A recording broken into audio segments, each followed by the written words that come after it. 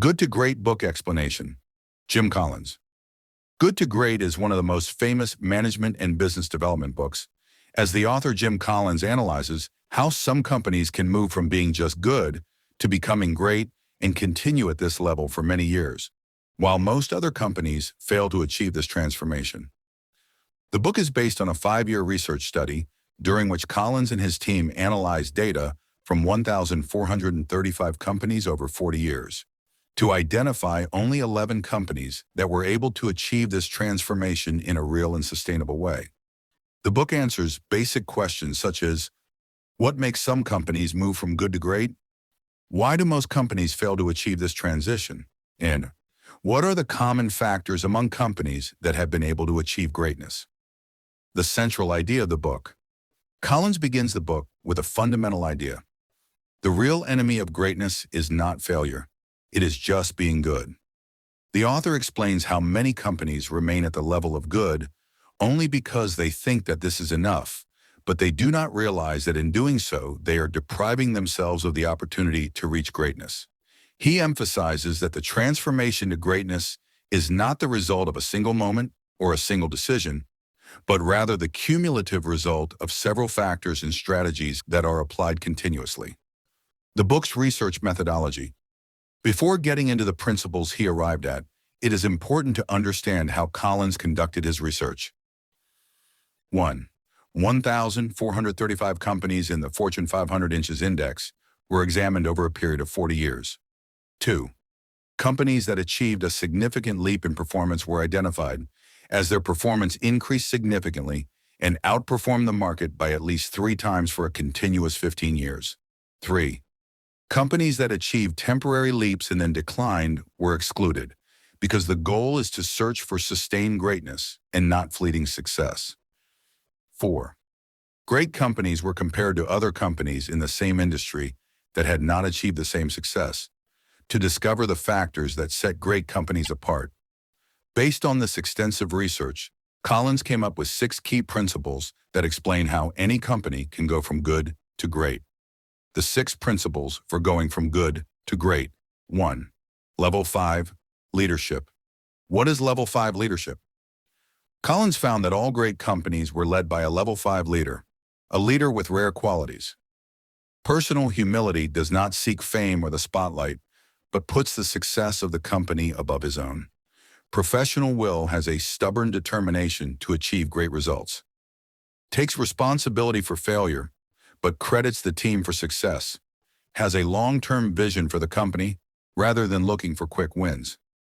Examples from research. Darwin Smith, Kimberly-Clark. When Darwin Smith became CEO of Kimberly-Clark, he was a low-profile figure, but he led the company to tremendous success by making bold decisions, such as selling its raw paper business and focusing on consumer products. 2.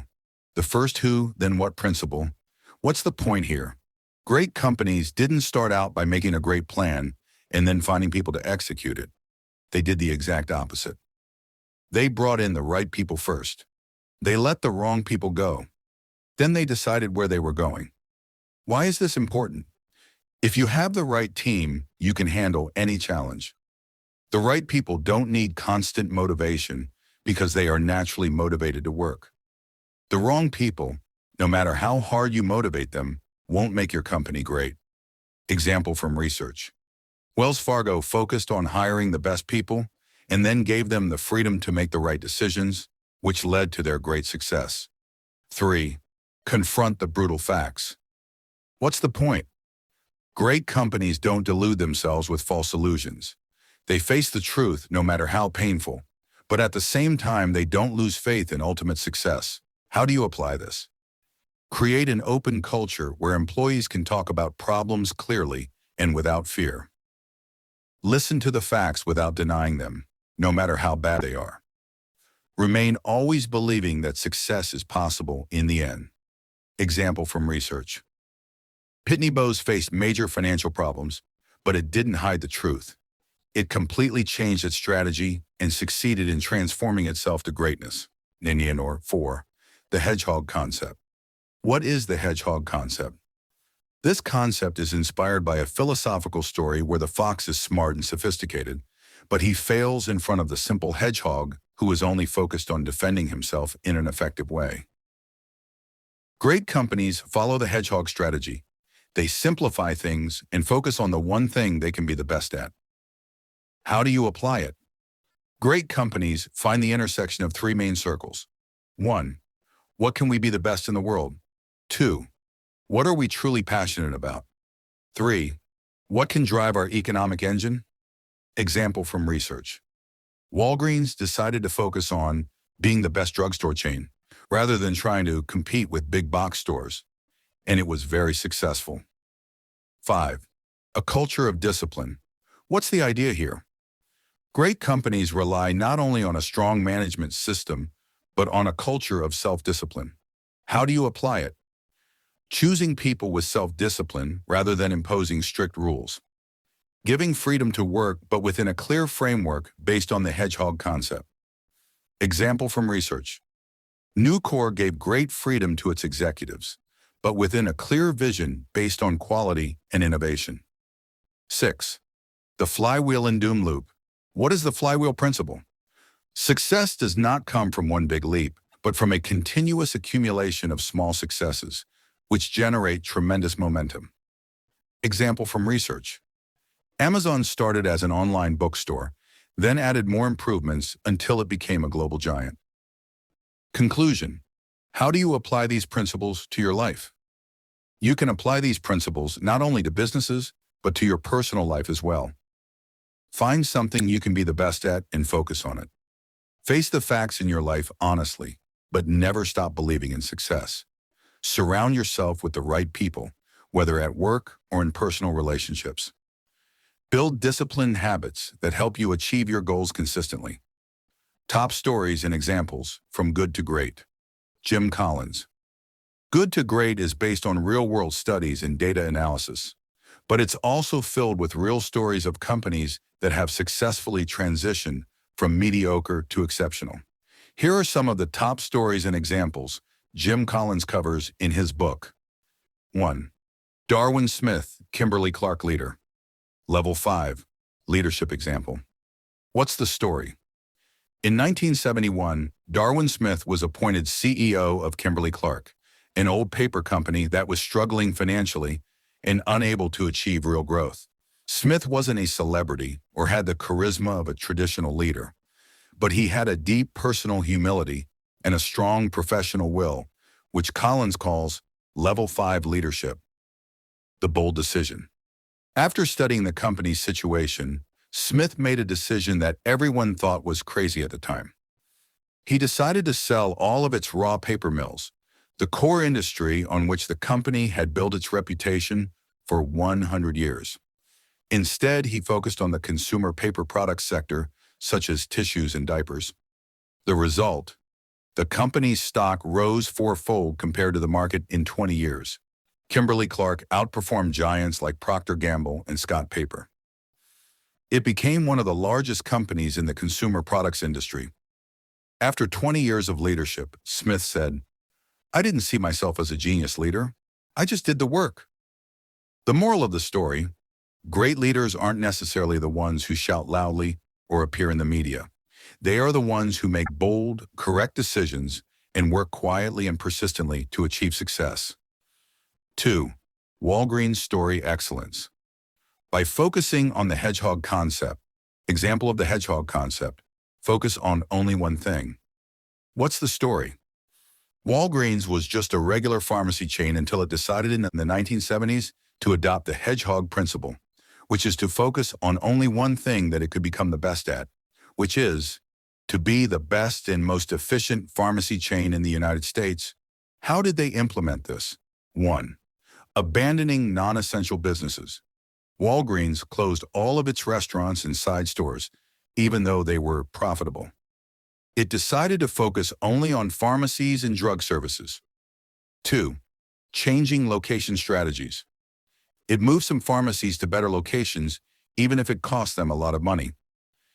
It preferred to be in places that were easy to access, even if it meant demolishing some old branches and building them again. 3. Improve customer experience.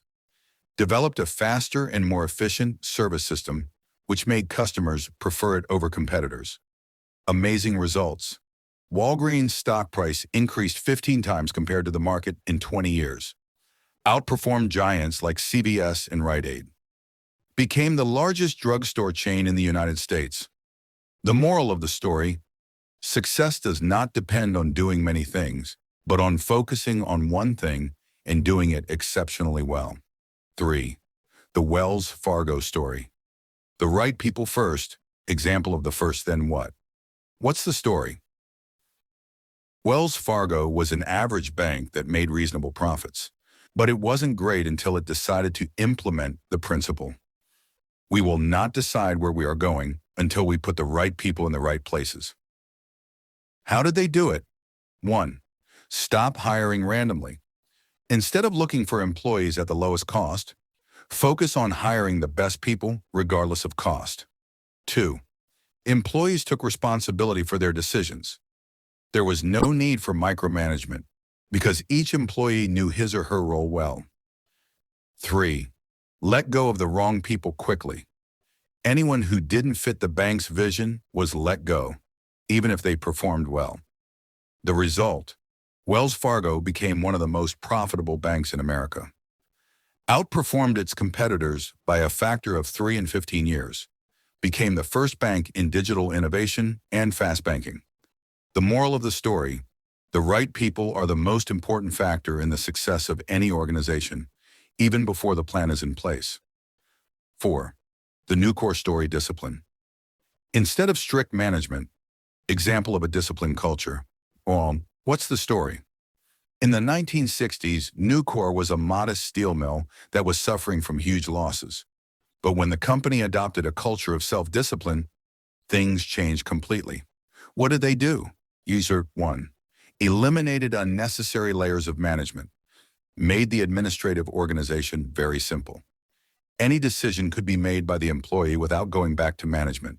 2. Gave employees great freedom but clear responsibility. There was no need for close supervision because everyone knew what to do. Workers set their own work schedules. 3.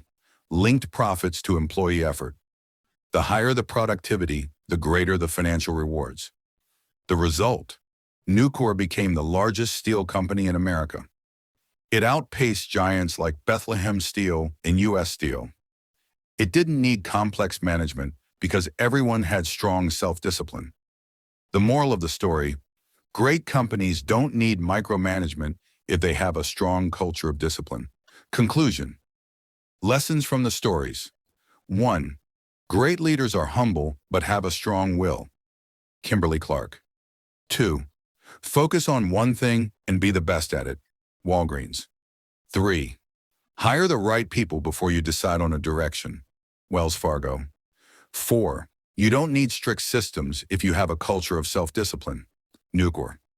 These stories prove that greatness is not a stroke of luck or a single decision, but the cumulative result of a series of correct decisions over years.